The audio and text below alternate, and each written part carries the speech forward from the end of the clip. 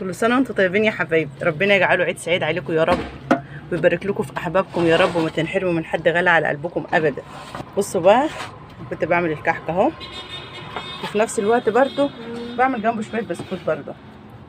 شايفين ما شاء الله، شايفين البسكوته؟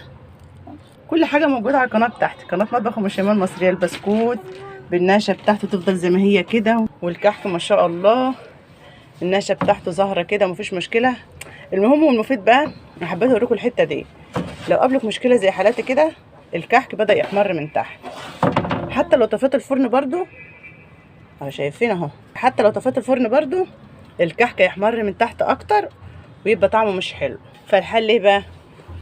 اي حاجه عندك، صينيه طبعا دي ايه، حته حديده كده كانت غطا علبه، تحطها كده اهو وترفعي بيها الصينيه. لو انت لسه طبعا هتحمري وش الكحك شويه زي حالاتي كده، او اي حاجه ستانلس